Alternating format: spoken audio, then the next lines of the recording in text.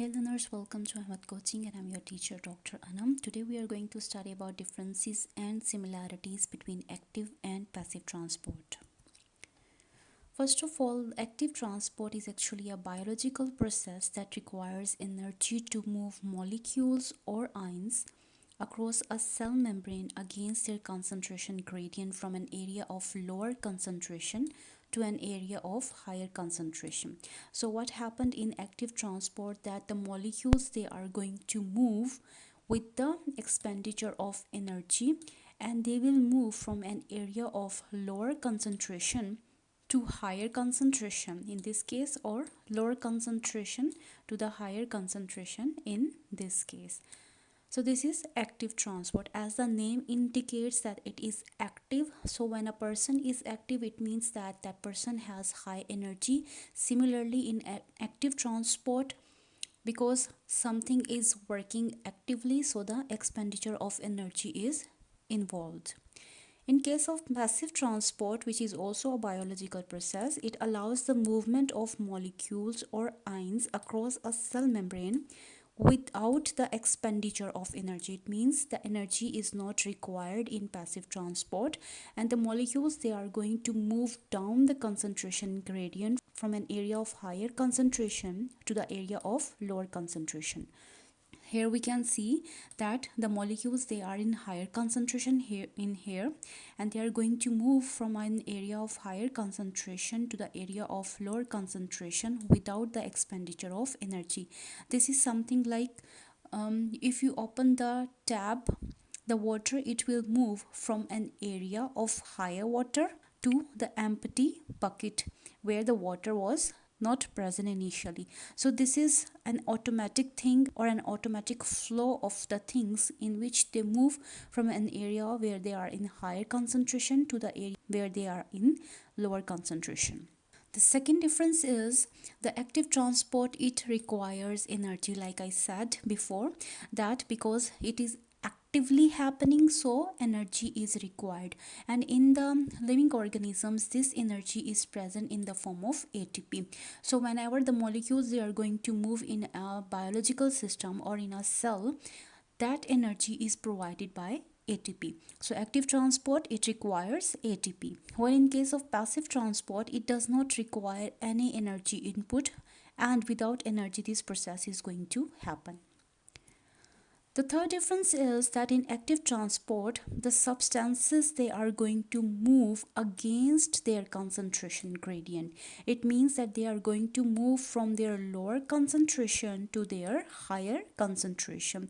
It is something like you have a cupboard in which you have placed a lot of dresses. Your cupboard is full, but you bought new dresses and now you wanted to put your new dresses into the cupboard. It means that you are going to put some effort in adjusting your new dresses with the old ones, which are actually in higher amount in your cupboard. So you are going to use your energy to put your new dresses into the cupboard. So this is what you are doing, is active transport, that you are moving your low number of clothes to the higher number of clothes, or you are adjusting them into the cupboard. While in case of passive transport, the substances, they are going to move down their concentration gradient. It means they will move from the higher concentration to the lower concentration.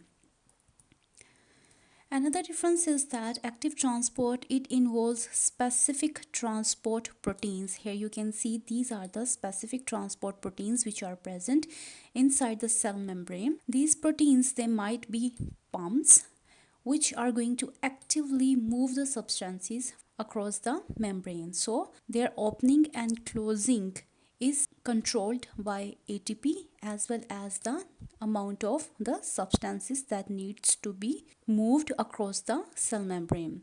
While in case of passive transport, it can occur through various mechanisms. It can occur through diffusion, it can occur through facilitated diffusion, in which the proteins, they might be involved, or some pumps, they are involved, or it can also move through the cell membrane by lipid layer. If we talk about the examples of active transport, the nerve signaling, in which the signals, they are sent from one nerve to another nerve. Similarly, the contraction of muscles, as well as the nutrient uptake, they are happening because of active transport.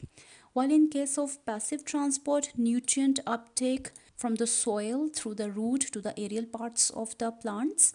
Similarly, waste removal, which actually happens in the kidney, which filter the blood and remove all the waste materials which are present in higher concentration in the blood, and they are going to remove it through facilitated diffusion or diffusion, as well as maintaining the cellular homeostasis. Homeostasis means that maintaining the number of ions across the cell membrane so that the cell can perform its function. For example, the movement of sodium and potassium ions so that the cell can maintain their homeostasis. So these are the differences between active and passive transport. Let's look at the similarities between active and passive transport. The first similarity is that both involves the movement across the cell membrane.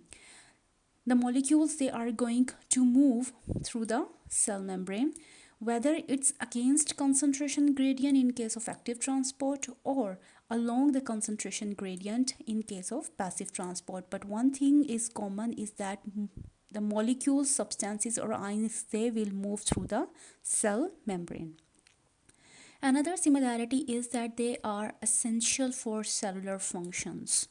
They both are essential so that they can maintain the homeostasis, and after the homeostasis is maintained in a cell, only then the cell it can perform its various cellular functions. Like I said, that movement of sodium and potassium ions, similarly the nerve signaling, muscle contraction, all these processes, they are happening because the active and passive transports, they are involved. These both processes, they can be influenced by different factors. Factors such as concentration gradient, temperature, as well as surface area, they affect the rate of both processes. For example, in the case of concentration gradient, we know that in case of active transport, the molecules move from lower concentration to the higher concentration.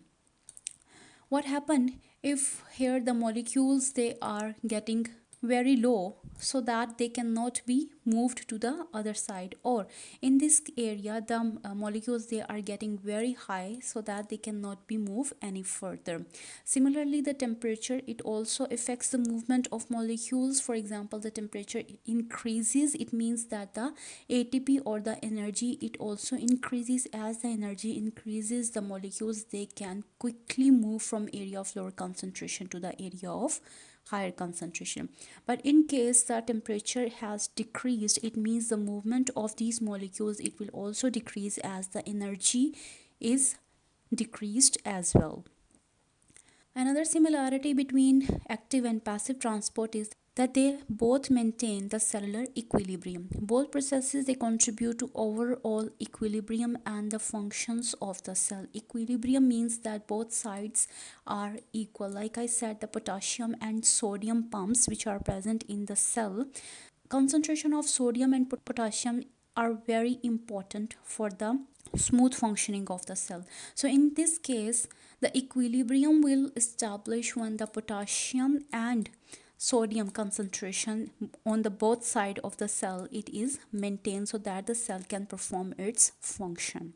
So these are the similarities between active transport and passive transport, and that was our lesson on the differences and similarities between active and passive transport. If you have any other question related to this topic, or if you have any recommendation for any topic, just let me know in the comment section, and I will see you in the next video.